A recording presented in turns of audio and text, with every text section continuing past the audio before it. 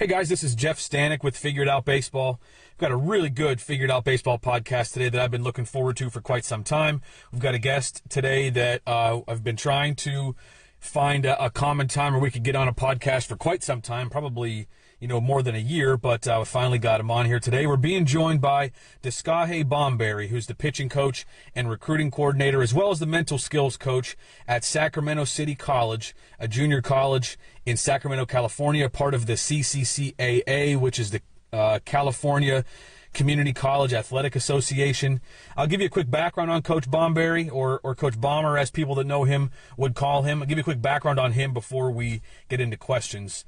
He is from Sacramento, California. He played his college baseball at, see if I can pronounce this correctly, at Cosumnes River College, a junior college in Sacramento, California. Forgive me if I butchered that. He finished his playing career at Sonoma State, which is a Division II school in Rohnert Park, California. Again, another town that I might have mispronounced, and I am so sorry for just for that if I did. He started his coaching career in 1997 and 98, where he spent 2 seasons coaching at Eastern Kentucky University, a Division I school in Richmond, Kentucky. At EKU, he was the pitching coach recruiting coordinator, and while he was there, he also got his master's degree in physical education.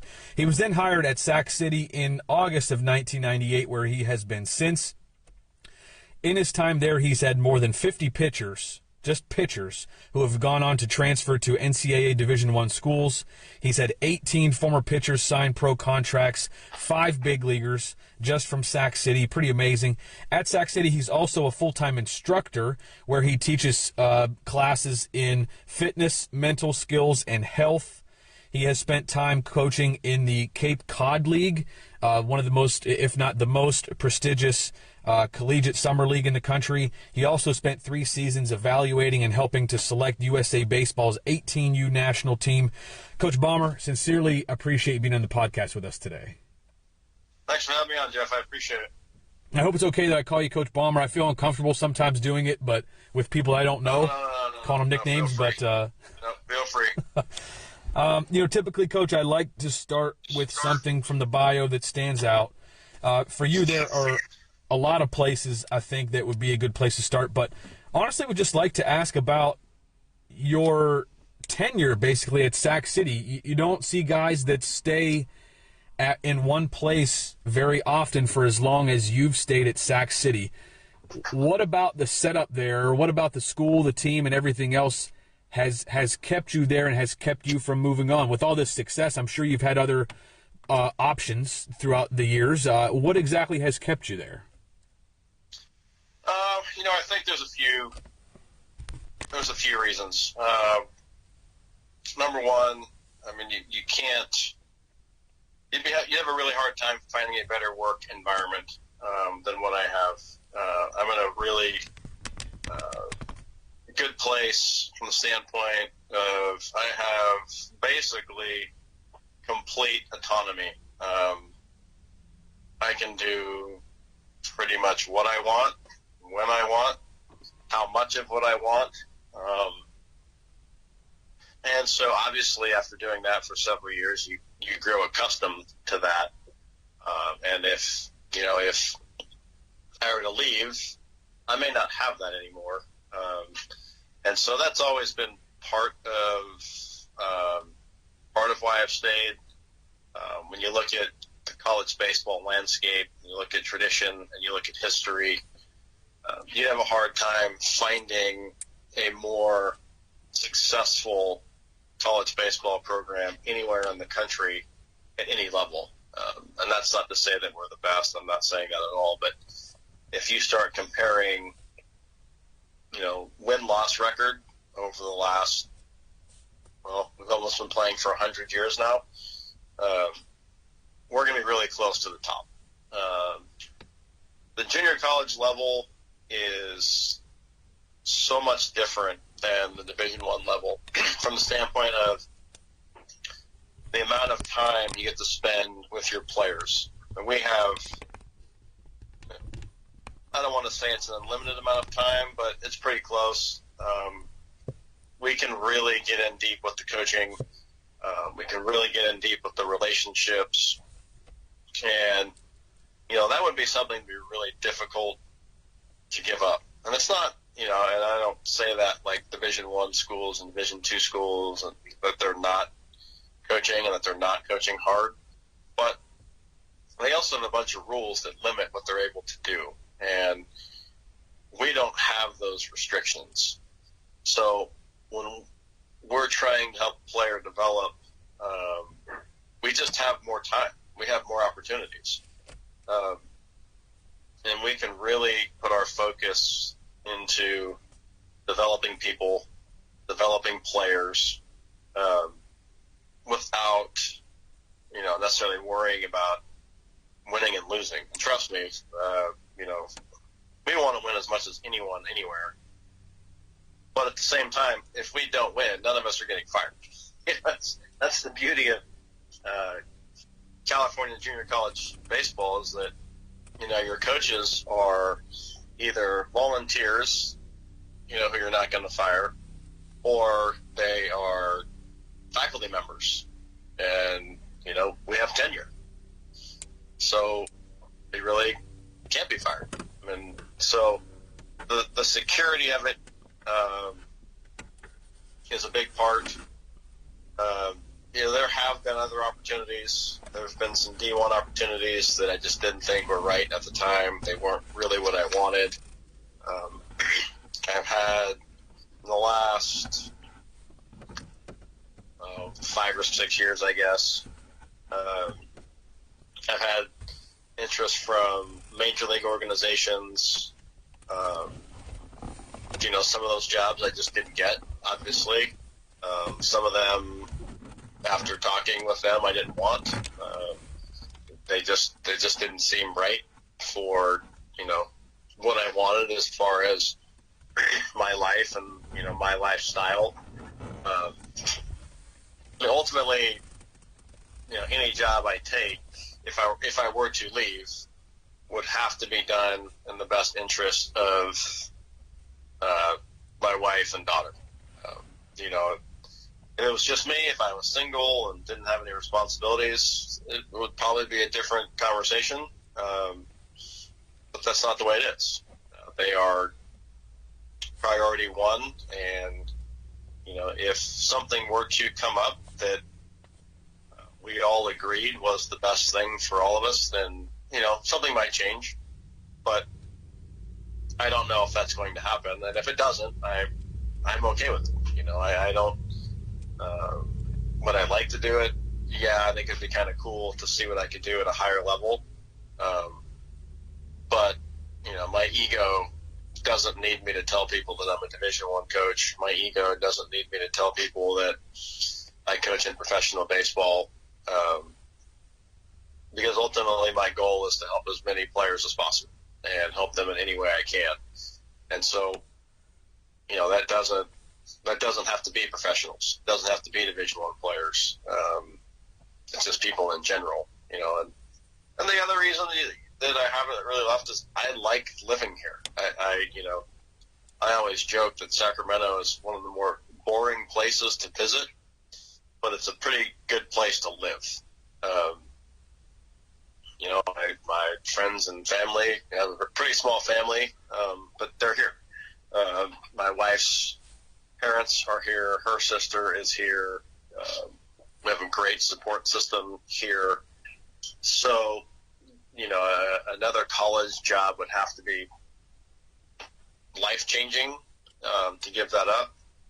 And if it happened to be professional baseball, it would have to be a situation where I wouldn't have to move, because that's come up too in these conversations that I've had where, teams have wanted, part of the expectation would be moving to the spring training site, so you could be there in the off season. And I just don't think that that's something I would, at this point in my life, probably not willing to do. All of that is rare, I think.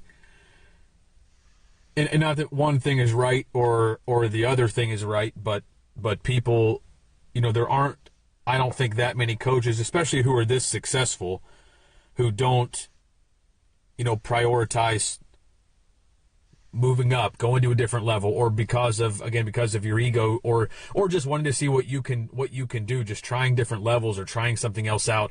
And personally, I respect it a lot. For people that listen to this podcast, they've probably heard before that I've made some similar decisions in my life, not necessarily since I left college baseball. Most of my decisions from when I decided to leave until where I am right now have been because of my wife and kids and my family, and trying to put them in the best situation that they can be in, despite the fact that I might not be doing exactly, what I love to do day to day.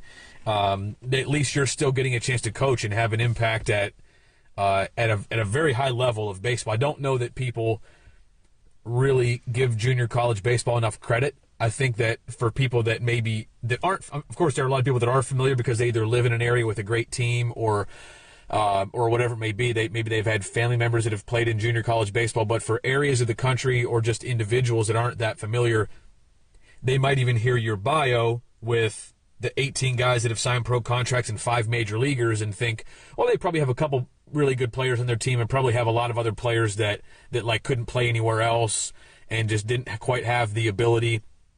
And we've talked about this on some other podcasts before too, but I'd like you to maybe just discuss that a little bit, exactly the caliber of player that you've got on your team from top to bottom, maybe how many guys you carry and what your number one looks like compared to the guy that's going to get 10 innings this spring, and maybe give people an idea of exactly what the talent level is from top to bottom, maybe dispelling the notion that maybe junior college baseball is good, but it's top heavy, and the bottom half of it is, guys that just struggle or might not have another opportunity to play anywhere. Well, if you look at, so to give you an idea, if you look at what our team this year will look like, and I'll kind of combine it with our team last year as well, but start with our 2020 team to give you an idea, because obviously it's 2021, and really for the listeners who don't know what's going on with California JC baseball, we haven't practiced yet, and I don't know when we will. Hopefully here in the next couple of weeks we're supposed to be able to get back on the field. But if you look at our 2020 team, our number one starter was a kid named Ryan Costu, who's now pitching at the University of Arkansas. Our number 2 starter was a freshman who's back. His name's Dennis Boatman, and he was originally at UCLA, and he's fastball velo 93 to 96. Our number 3 starter is now at Campbell University, and he was 89 and 92. If you look at our first 2 guys out of the bullpen last year, they were both I take that back. We have a soft-throwing left-handed that pitches basically every day. But we had 2 right-handed pitchers who were 89 to 92 coming out of the bullpen. And our third bullpen guy who actually outperformed the other 2, who was, 88 to 90. Our shortstop from last year is at the University of Arizona. Our first baseman from last year is at St. John's. Our catcher DH from last year is committed to Oregon State. Our other catcher from last year has committed to Radford. A backup infielder from last year is committed to Illinois State for 2022. So, California JC baseball is as good as you're going to get anywhere. We, especially in our conference, I would say, if you looked at the state as a whole, our conference it's either the best conference in the state or it's the second best. It would be between us or the Orange Empire, which is in Southern California. Our state tournament is 4 teams, and it's the last 2 state tournaments that were held. The 2 teams were from Northern California, were from our conference. So when you look at I would say just about every team in our league has future Division I players on it, on their roster. California obviously is a huge state. There's a lot of people. A lot of people that play baseball. We have great weather. You can play all year round, and there are only so many, Division I roster spots available. So the level of competition is really good. And our roster is we've always carried a lot of players going back into the 80s. When Jerry Weinstein first got it rolling, I mean, he would have in the fall 100, 110 guys, which we don't do that anymore, but we still will have, in the fall, it's not uncommon to have 65 players come out. And again, California JC baseball is different in that all your fall practice is based on a baseball class that's open to the general public. So anyone who wants to try out can. They may not last very long, but anyone who wants to can. In the spring, we still carry a lot of players. And we're able to do that because we have a lot of space for one. So physically, we can put guys all over the place, and they're still able to get their work in. We have a lot of coaches, so we have the manpower to make it work. Our athletic department doesn't limit how many guys we have on the roster.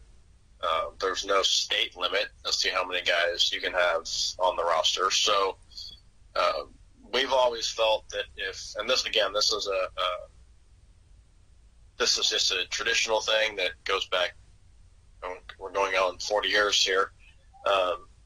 If guys want to be part of the program and they're willing to do the things that need to be done to be on the team, and they want to contribute, and they're good people, then we're going to keep them around. Like we have, we don't cut players, based on their ability. Guys may not make good choices. They might be awful students or, things like that. But if you're willing to do the things that need to be done and you're a good person and you buy into the culture of our program, then, we're going to keep you around for a long time. And a lot of those guys, over the course of 2 years for most of them, but obviously we have guys that redshirt in that third year, you do find diamonds in the rough all the time. Guys who in other programs may have been cut end up being contributing players for us. Some of them have gone on to play professionally. So, we've always felt from a cultural standpoint in our program that providing access to as many players as possible is the way we want to do things. I think I don't know that I've heard a lot of coaches that have had that philosophy. Just they're not going to cut based on skills. I think everyone is in the same boat with, guy that's got bad grades or a guy that's an issue on the team. He's not going to last long. But I don't think there are very many programs out there who are willing to keep players who don't have the physical skill to compete with the other guys around them, but you'll keep them just because if they're willing to put in the work, you'll keep them, and maybe you find something out of them at some point. That's rare, and I love that. I like it's cool to hear that, and cool to hear that some guys have worked out, especially guys that stick around for a third year. After 2 years of probably going through a lot of crap without much to show for it, that's pretty impressive. I think the thing that makes it possible is just the willingness to have some difficult conversations with guys and, sit them down and go, look, you can definitely be a part of this team. You can definitely be a part of this program, but you may not get on the field. You may not, you might get 10 at bats this year. And it's going to be hard, but if you are up for that, if you're up for the idea, if you're going to just put in all this time and effort, and not get much playing time out of it, and you're okay with that, then we're okay with you being there. You know, and you know, guys, to be honest, some guys go, you know, I don't think this is what I want. I don't want to do that, and they'll go somewhere else, and you know, that's okay. If that's they think that's what's best, then they should do that. Because ultimately, you know, this is not a cliche, but I feel very strongly that in our program, we really are concerned with the player and their development and who they're going to be, a lot more than who they are as baseball players.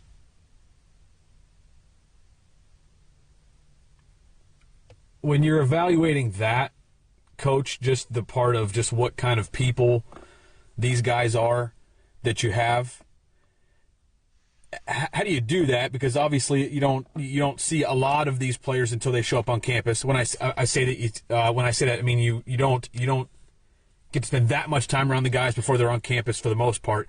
Are you evaluating them at practice? Are you evaluating how they are, you know, with their teammates when they're eating lunch? Like, are you getting feedback from professors? How are you going about just kind of finding the people that are the right types of people for the program that you want to stick around? I think it's all of that. I mean, all those things you mentioned are important. You know, if guys do well in the classroom, when they're in the weight room, you know, what does our strength coach think about them in the weight room? When they're in study hall, what do they like in study hall? When they go see their peer or mentor, you know, what do they like? Are they going? I mean, are they making all their appointments? When they have an appointment with our counselor, do they make the appointment? What do they like when they're not playing? What do they like at practice?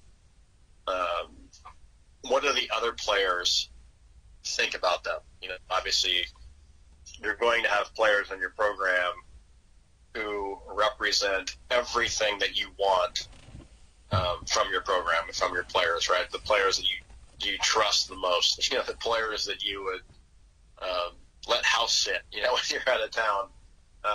You have those players, and I think a lot of the time you have to lean on those guys too, because those guys see what everyone's like away from the field. We have, you know, we think that we know players because we're around them so much, but we don't know them nearly as well as we think. We don't know what they're like, you know, on weekends away from practice and away from the school. We don't know how they treat people away from school, because obviously when you're in the practice environment, the game environment, the team environment, you're going to have, most guys, a set of behaviors that you're going to have that make it easier to fit in, right? Some guys don't. Some guys just don't care, and that's okay too. Some guys are just themselves, and that's who they're going to be. But, you know, I think you can be fooled sometimes into how guys act around your facility compared to how they act in normal life. And I think relying on other players is really important as well as part of that evaluation. At the end of the fall, we do a peer review, and it's pretty brutal because of its honesty. You know, there's actually a question in our peer review that asks, if you could get rid of a player, who would it be? Wow. And we ask who just does not fit in the program. You know, and that doesn't make the decision for us, but that's also part of that hard conversation where you sit a guy down and go, look, man, here's the deal. You do this, this, and this, but your teammates can't stand you. And, you know, like, why is that? Why is it that 7 guys said that you shouldn't be on our team? You know, and so that kind of, you know, that's part of the decision-making process. But I think, I heard a few years ago, I heard Derek Johnson talking about what big league players are like and big league pitchers, and this makes perfect sense, but I've never really thought of it this way. He said the way players behave in their normal life away from the field is the way that they will eventually perform on the field. And I think there's, so much truth to that. And if you just go back and look at players you've coached, you probably can start going, oh, yeah, that makes a lot of sense now. And I think of, these players, we don't need to name any guys, but so that, that stuff is so critical to maintaining the culture of your program, which to us is like the ultimate priority above and beyond anything else. We've, like I mentioned earlier, we've been playing baseball since 1923, I believe. And we have established some traditions and a culture that we're really not willing to budge on. And if guys aren't willing to be a part of that, then there may not be a place for them. Can you go back and talk about just what Derek Johnson said? He's the pitching coach for the Reds right now, by the way. People that are listening. Yeah, he was. This was when he had first, a few years back, and he just got the job with Brewers, and just talking, and he was, asking him about what it's like to coach major league players. And I think basically it's not a whole lot different than coaching anywhere else. He said you got to get to know guys to see what they're like, and he said, you hope that what they do away from the field is good. He said because the way that players act away from the field is going to eventually be the way they perform on the field. So if away from the field, obviously if they're making bad choices and they don't do things that are great for them, they're kind of all over the place and they're unpredictable away from the field, then eventually when they get on the field, they're going to make bad choices and they're going to be unpredictable when they're on the field. So his whole point was just trying to get guys to just be well-rounded people in all aspects of their life. That was kind of the gist of his message. And he said it was no different than what you would do with college guys. Very interesting. I want to go back and ask you about something that you mentioned a while back that I wrote a note about that I think is worth talking about, that you've got a soft-throwing lefty on your team right now who throws nearly every day. You've been a pitching coach for a long, long time. Your background is in physical education. Obviously, it's something you pay a lot of attention to. And we, with the state that baseball's in right now, it's uncommon for guys to throw a lot. It's uncommon for major league relievers to throw more than like 2 days in a row. College guys typically will get, X amount of time off depending on how many innings they just threw. And it's not atypical in college for a guy to throw, more than one relief inning, whereas in the big leagues you see more like, one inning guys at a time. Whereas in college you might bring a reliever in and he throws 2 or 3 innings. With this pitcher that you've got on your staff right now, health-wise, just curious how decisions are made with him that make him a guy that can throw nearly every day. Is it because the velo is not that good, that his arm just bounces back better, or is it just some guys that's their physical makeup and they're able to do that? At any point does that worry you as a pitching coach that's going to cause some injuries? And I'm asking this with keeping like high school coaches in mind, or other college coaches, maybe a young college pitching coach that's listening to this. When how do you know that it's okay for some relievers to throw a lot, very regularly in games, whereas other guys are going to need more rest in between? Just curious about that with this particular pitcher especially. Well, I think in Christian's case, him not being a super hard thrower probably helps. we work really, really hard to help build strong, healthy arms, and then maintain those arms. We do a lot of recovery work every day. And so he is a rarity. He's definitely the exception to the rule. But ultimately, with Christian, is that I trust him completely to tell me the truth. And I think that's really a really important thing. If he doesn't think he can throw, then he's going to tell me. And if he thinks that he's okay, then we're going to make sure that he's available. Now, just because he's available doesn't mean we'll use him, because we have to be smart too. I think where a lot of like the sports performance science is heading is really understanding the condition of the athlete. They might feel okay physically, but science will tell you that their physical readiness may not match up with their opinion of how ready they are. Because really that's what it is when a player is making that decision. It's an educated opinion, right? It's not just a guess. But I think that as coaches, we have to be smart enough as well. Okay, well, this guy's pitched in 3 out of the last 4 games. We're going to give him the week off. And ordinarily, I will go to a guy like this, and I will tell him before the week starts, like, hey, man, you're not pitching this week. No matter what happens, you are not getting in a game this week. And, if we lose on the Tuesday because you don't pitch, then that's fine. We can live with that. Because, it's very rare to go to a relief pitcher and have him say, yeah, I don't think I can pitch today. So as coaches, I think we have to be responsible and say, yeah, you're probably right.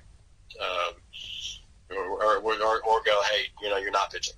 I don't care how you feel or how you think you feel. And the other thing that, that I personally try to do is just watch them before the game. Watch them at practice. Like, what are you seeing with your own eyes? Right? Does it appear that they're laboring a little bit when they're playing catch?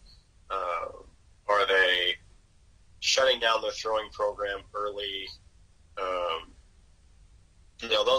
Those are all red flags. Did he immediately run over to the training room, after practice? I think that there are a lot of different ways to look at it. I think the other thing too that's really important, and I think we try to do a really good job of this, and I can't say it always works. And I think this is important. So when you crank a guy up to get him ready to go into a game, and he's 100%, and he's all lathered up and game ready, you have to put him in the game. Because it's in our heads, and it's not smart, but in our heads, I think a lot of times we do that. You survive the inning, the game ends, he doesn't go in, and in our minds we're kind of going, oh, well, he didn't pitch yesterday. He should be fine tomorrow because he didn't pitch in the game. And that couldn't be further from the truth. Are the bullpen pitches as stressful? Obviously not. Do they take a physical toll? Absolutely, 100%.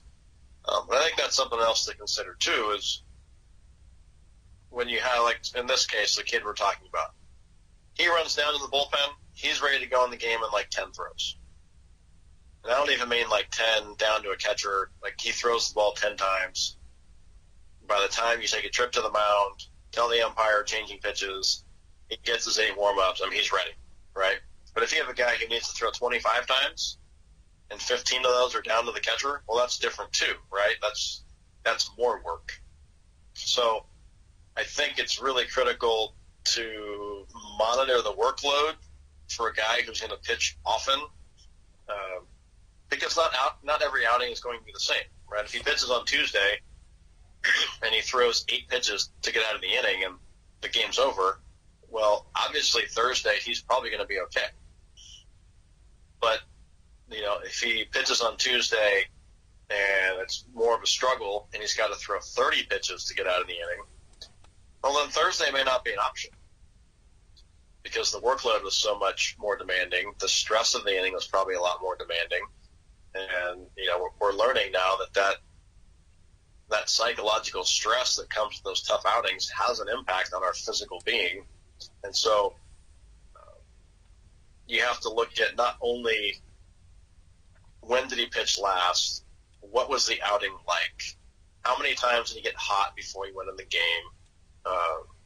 and then how much mental energy did he have to use to get through that outing, right? A 1-2-3 inning, punch out, ground ball, and a strikeout, no big deal, right? No mental energy was really expended there. But, lead off walk, error, pop up, first, second one out, base hit, double play, whatever, you extend that inning, and now all of a sudden, psychologically, he's going to be more taxed. And that's going to impact his overall health for the next time he's on the mound. How much communication do you have with your players on a day-to-day, week-to-week basis, like you kind of just mentioned, going into a game, going into a week? How much do you communicate with the players and say, or just kind of let them know who's available today and who's not, what your week might look like? Do you communicate with guys in depth, like saying, like, hey, today in this game, like if the starter only lasts 3 innings, you're probably the first guy we go to. Other days, do you say to guys like, hey, if we have a lead in the 7th inning, you're one of the guys we'll be looking at? Like, do you try to prepare your pitchers for not only like what days they're available, but also maybe what situations they might be brought into? Do you feel like that's beneficial, or how much communication do you try to have with your players in regards to that sort of thing? I let them know everything I can. I'll sit down before a game and I'll play out a few scenarios in my head about what I think could happen in that game, and I will have pitchers in mind for all of those scenarios, right? Early in the game and the starter is struggling, but we have a 5-run lead, right? That's one scenario. Early in the game, we're down 5. That's a different one. Early in the game, it's close. That's another one. And then you add on an inning or two to each of those scenarios and kind of put together a game plan of who you would want to use in what situation. And I have no problem telling guys before the game, hey, look, this is what I think. This is where I think you could fit in. This spot, this situation, this hitter. And I'll even, I'll tell you, I say, look, you're probably going to pitch if we have a lead before the 7th inning. If this is where you'll probably go in, and that'll get updated throughout the course of the game too. Go to guys and say, look, your window is kind of closed now, so why don't you go throw a bullpen to get ready for Thursday? And go to another guy like, okay, your chance is coming up here. Make sure you have a ball. Make sure you get your gloves nearby. Go jog down the cages and back.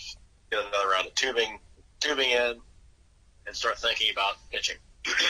But yeah, we're very, very transparent when it comes to that. Because being a reliever is hard enough as it is, but being a reliever when you never have any idea when you're going into the game is even tougher. So we try to give guys an idea of what's going to happen. But at the same time, you always have to have like the crazy emergency backup plan too, right? That for those 14, 15 inning games that, come out of nowhere, or, all of a sudden you've got a huge lead and you don't want to use your better guys, right? Because you have a huge lead, or you're way behind. You don't want to use your better guys, so that changes things. I mean, we had a situation. It's been a few years now. We went down and played Fresno City College, played a doubleheader on a Friday. And we weren't expecting to play the next day because of rain. Well, it didn't rain. So Saturday, we played a 21-inning game after playing 2 nines the day before. Oh, my gosh. And we had a freshman reliever who was really good for us, and he came in late in the second game of the doubleheader, and I believe they walked it off on him, and so didn't throw very many pitches. So we get into this 21-inning game, and we're running out of pitchers, and in my head, I did not want to pitch that kid again because we're on the road. I didn't want to pitch him again, not because of health. I didn't want him to lose 2 games in 24 hours. that was my main objective. But, here we are in the 17th inning of a game or whatever it was. He has to pitch now, or we're going to pitch our shortstop.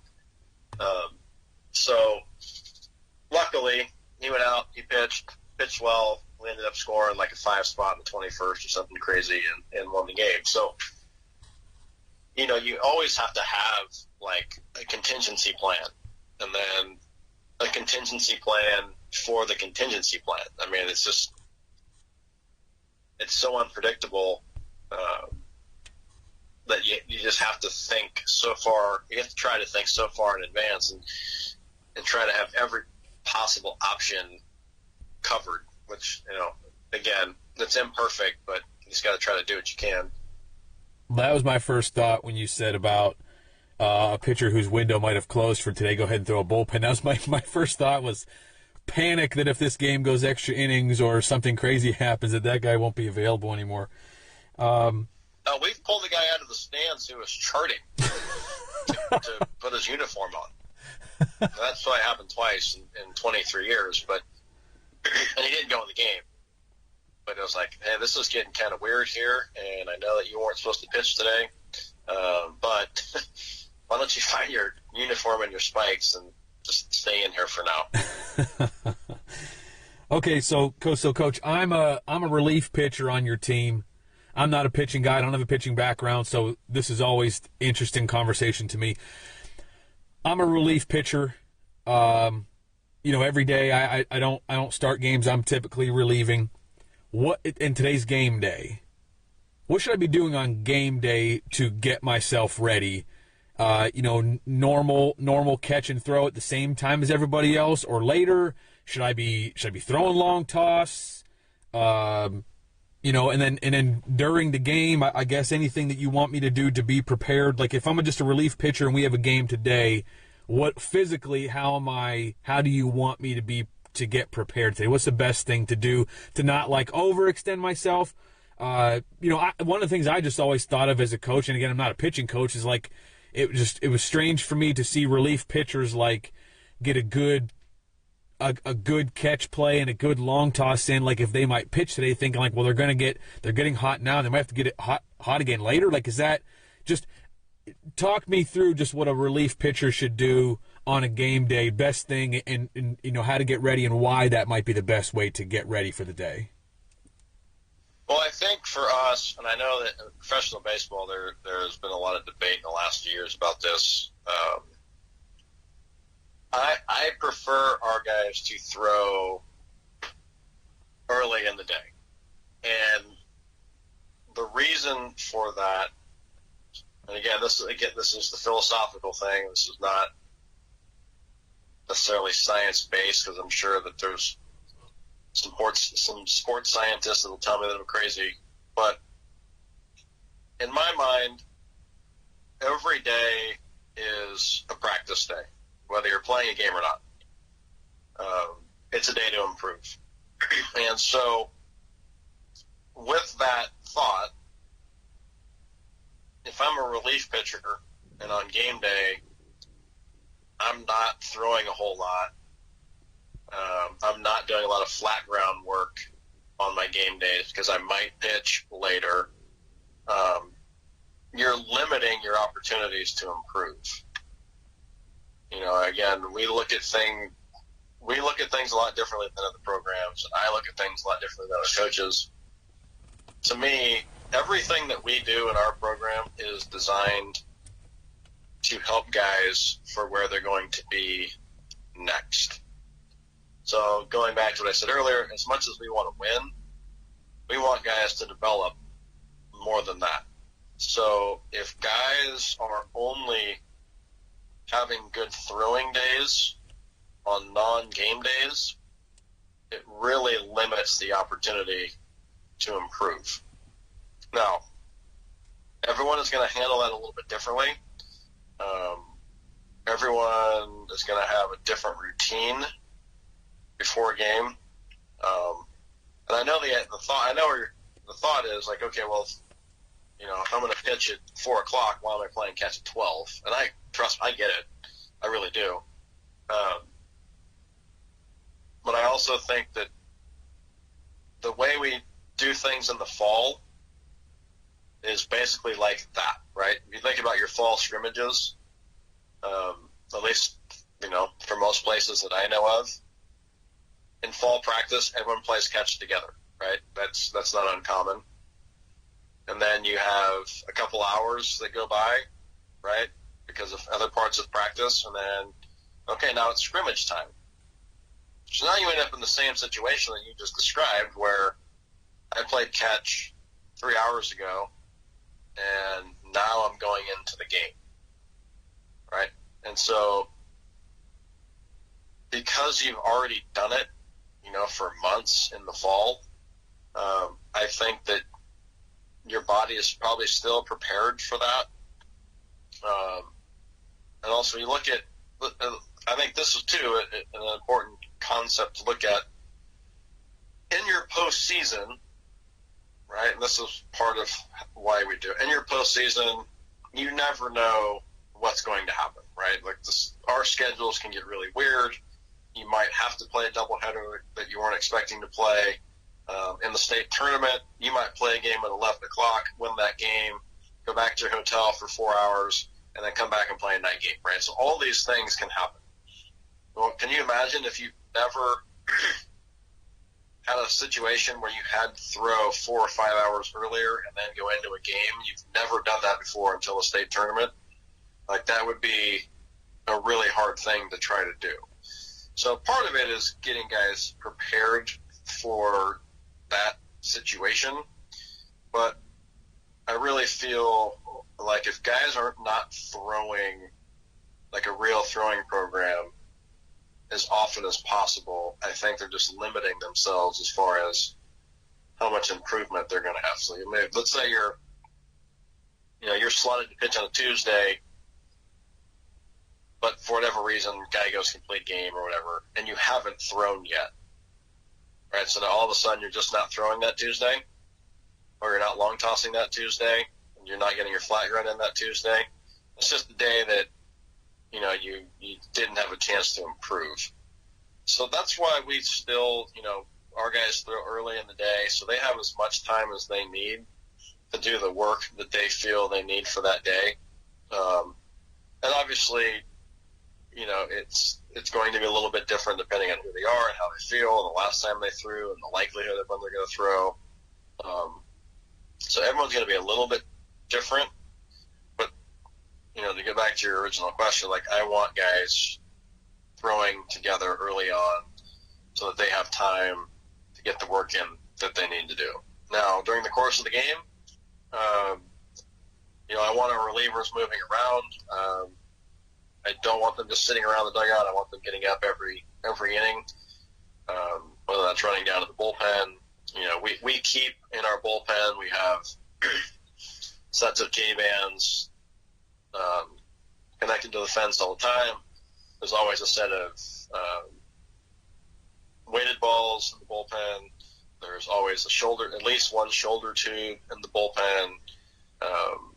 And like I said, there are times where, like, we know a certain guy is going to be going into the game soon, and we can give him a heads up.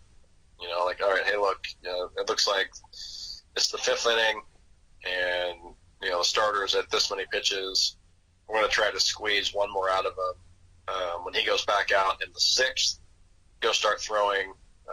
Don't be in a hurry, and just watch the game, right? If it looks like he's going to survive the 6th, then you're pitching the 7th, and, I'll tell the guy, hey, look, if I take a trip in the 6th inning, you need to make sure that you're like 5 pitches away from going in the game, because something bad has happened.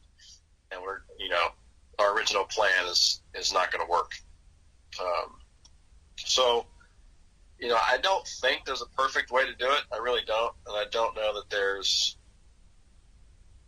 necessarily a bad way. I think because our guys do it that way all the time, I think that it's, fairly common thing. And if you just look at, you look at how they play, in high school and the travel teams and stuff. I mean, how often are they playing doubleheaders where they're getting loose before the first game, right? And then they're going to pitch the 7th inning of game 2. So it's not like it's completely unheard of for guys to, get loose 4 hours or 5 hours before they actually get into a game. And I do get the other side. I really do. For me personally, I'm not ready for that just yet. Just to have them not throw before they're getting ready to actually go in the game. What about? Go ahead. I'm sorry. No, go ahead. Nope. What about starters? On game day, can you just walk me through what a pregame looks like for a starter? Like how much throwing to get loose? Do you like guys to get a good long toss in on the day they're going to start? And then how many pitches typically are guys throwing in a bullpen in any particular sequence? Do you like them to establish, like when they get into the bullpen, do you want them to establish a fastball before they throw anything else? Or are they kind of mixing everything in and just kind of seeing what feels good that day? Just kind of curious about pregame, what you have guys do for starting pitchers. So on game days for the starters, I'm open to just about anything, because it's not my day. I'm there, really on game day I'm just there as a fan, for the most part. But for our starters, I'll give them kind of a window of when they should start stretching, when they should start their dynamic warm-up. If they need to go to the training room, I'll let them know, roughly when they should go. And I will have an idea, usually a pretty good idea, of what it is they like to do before the game. Just, again, because we have these conversations, going into it. And you have to be careful, because most guys don't really know what they need to do before they start. And so you look down and, the game starts in an hour and guys are already long tossing. Like, that's just not going to work. So I give them kind of a window and to start what it is they're going to do. And usually, that window is going to be determined by what it is they like to do. What parts of the warm-up they're going to do. Do they need to see the trainer as part of their warm-up? What type of weighted ball plyo care are they going to do? How long does that take for them?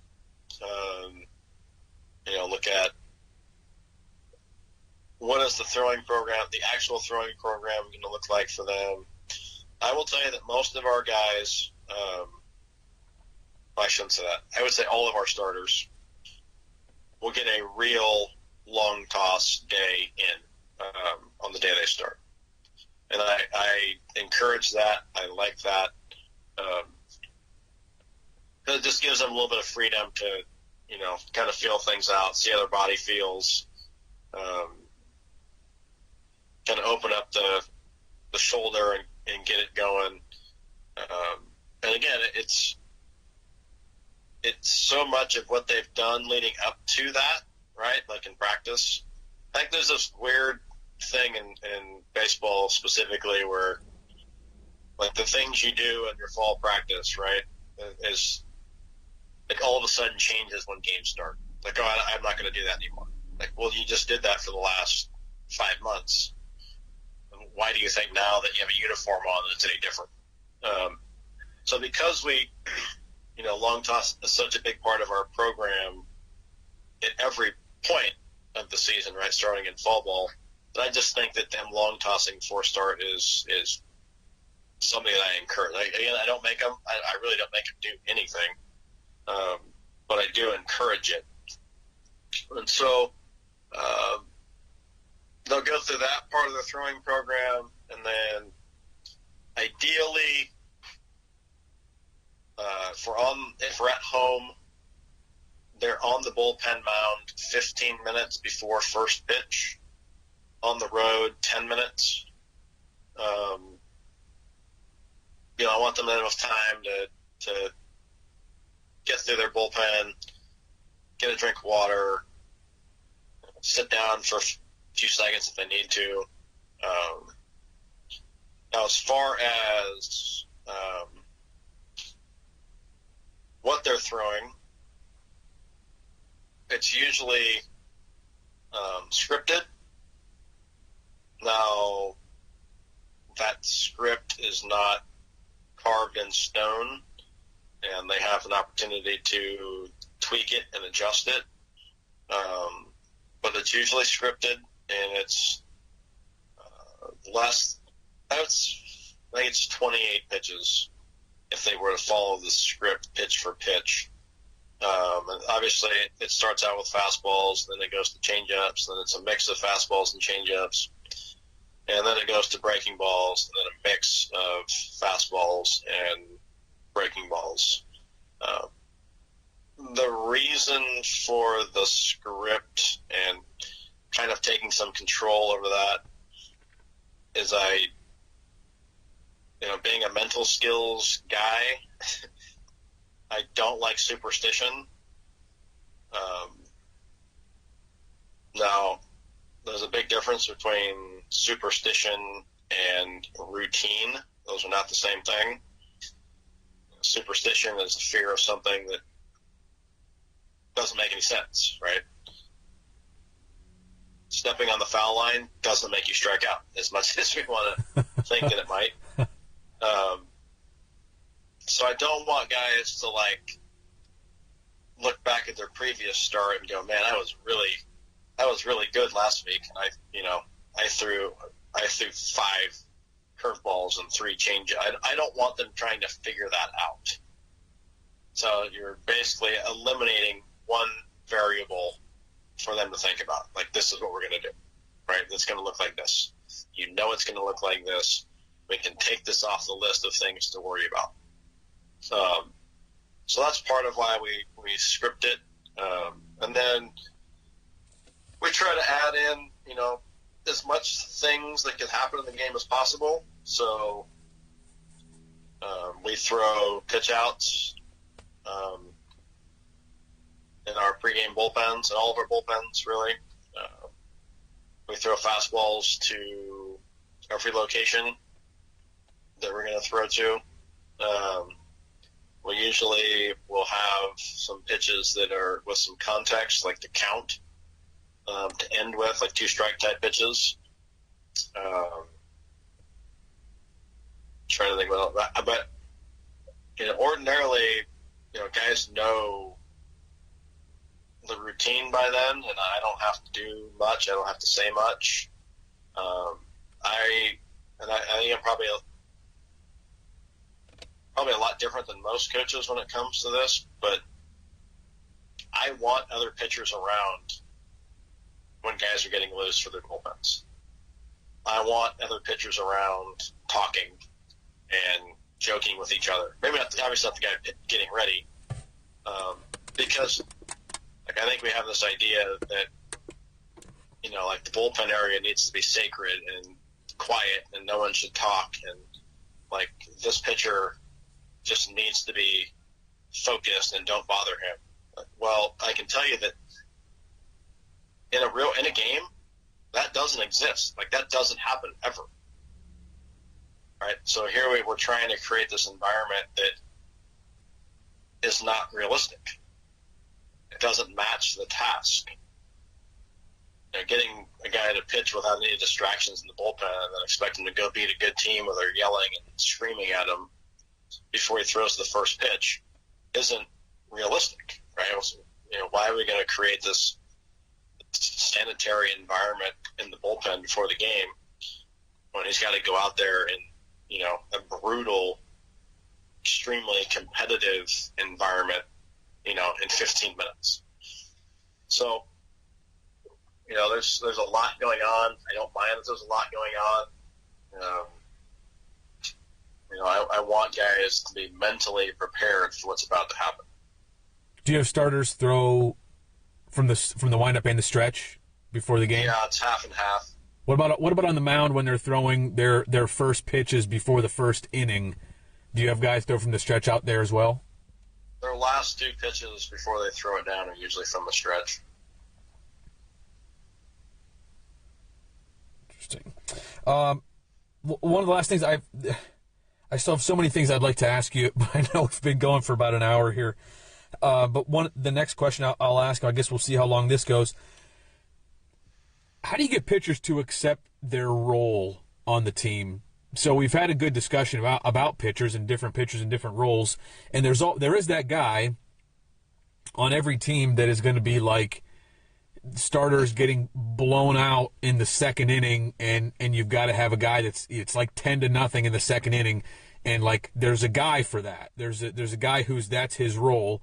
He's going to hopefully come in and throw 4 innings there or whatever and have kind of a long relief outing, but he's not going to pitch in games necessarily that you have a chance to win. He's going to be like mop-up type duty. There's the guy that you mentioned that, that maybe the game is close in like the 8th inning, and you don't expect to have to use your better guys, not your down the line guys, but in the top of the 8th, you guys score 7 runs, and all of a sudden instead of being like 3-2, it's now 10-2, and now you kind of again go to the, I don't know what you want to call him, but the guy who's going to pitch either when the starter gets blown out and you just need someone to cover innings, or it's late in the game all of a sudden and you've got a big lead and you don't want to use your quote unquote your dudes. You don't want to use your normal late inning relievers. How do you get guys in your team to accept their role and to be the best that they can be in that role? And I wanted to talk about the mental skills side with you. I don't know that we'll have the time, but this certainly plays into the mental skills side of things. How do you get guys to accept their roles? It's pretty easy for a guy to get to to accept the role of being a number 1, number 2 starter. Usually closers are guys that really like their roles. And I don't think that, sort of what Major League Baseball will call like setup guys, I don't think, they usually have issues with their roles, but there's a lot of other guys on the team that they're going to pitch from time to time and not in those major roles. What's the conversation you're having with those players, Coach, to get them to not only accept it, but to try to excel in that role and hopefully have some success in that role that might not be as important on paper, but you and I both know that if a guy's pitching in any scenario, it's important in one way or another, even if the importance is, hey, you've got to come in and eat up some innings here so that we can save other guys that need to be saved for a closer game. That's still important, whether or not it feels important to the guy. We look at it from one, going back to what we talked about earlier, like you need to have these conversations early on. Right? These are not easy conversations. Every guy you have at some point was a starter, and was the guy, right? And so now all of a sudden that's not the case. And so we start prepping guys, not individually, but as a group, early on in the fall. Like, hey, guys, look, I'm sure you've noticed, if you look around, there's a lot of really good players here. There's a lot of really good pitchers here. And the role that you've had in the past on your high school team, that may not exist for you here, right? You may be the guy who is the fifth infield. You may be the guy who is the 10th pitcher. And so one of the message, and I think this is important, everyone on the team has the exact same job. That's to help the team win when the game starts. Now, obviously, that looks completely different for the number one starter than it does for your 12th pitcher, right? But their job is exactly the same, regardless of role. Help the team win. Now, that 12th pitcher, if he's pitching on Tuesday in that blowout situation that you mentioned, he might be helping the team win on Thursday. Because on Tuesday, he's going to suck it up for 3 innings and in a role, in a situation he may not love at that time. But if he can do that, and we don't have to burn up 2 other guys to get through those 3 innings, he just helped us win. But he just helped us win 2 days later. And I think that you have to message it that way, because guys are smart. Like, you can't convince a guy like he's one of your main bullpen guys when he only pitches when you're up 8 runs. They're not stupid. They know better. And so to try to spin it that way doesn't make any sense to me. Because I think, we look at it also from the standpoint of, look, if we're in a regional at the end of the year and it's best 2 out of 3, and, let's say that we just get destroyed game 1. Well, there's only one way we're going to win the next 2 games, and that's to save pitchers. And so someone, or somebody, if some guys are going to have to pitch in that game, we're getting killed and suck it up for us so that we can save guys for games 2 and 3. I think the other thing, too, Jeff, you go back to our original message of every day is a practice day. Every day is a day for you to get better, right? When you go on the mound and there's a hitter in the box, it really doesn't matter if you're winning 10-2 or you're losing 10-2. It doesn't matter. Like, your job as the pitcher doesn't matter. It doesn't change. Your job when you go in the game is to make pitches. Your job when you go in the game is to figure out a way to get that guy out, regardless of the score, right? There have been plenty of guys over the last, 20-plus seasons who started out as that guy who pitched in those roles and got to be so good pitching in those roles that all of a sudden his role changed, right? And all of a sudden he's not pitching when it's 10-2. He's pitching when it's 3-2, and so it's very revealing to me when guys, don't take their outings seriously. And if you're not getting very many of them, you need to take them even more seriously, regardless of the score, right? So I think you just need to be very, very clear with guys. And, sometimes it's not easy. It's not comfortable. I have guys come and sit in my office all the time and, who think they should be pitching more. And I listen to them, and usually my first question for them, because I'll ask you a question first, is who should you be pitching more than? Of the guys who are pitching more than you, who are you better than? who should not be pitching so that you could pitch? And when you ask that question, like, you just kind of put it back on them. And again, it's not a defensive thing. It's just, let me see where your head's at. Because you get most of the time you get a really good response. Like, yeah, I see where you're coming from. I see your point. I know why you're doing what you're doing. But other times you get some pretty crazy answers, and then that's another conversation. Like, there's no way that you're better than those 5 guys that you just listed. I think it's important too that you have, if that happens, you have some information to back it up. So you're not just going, well, I think,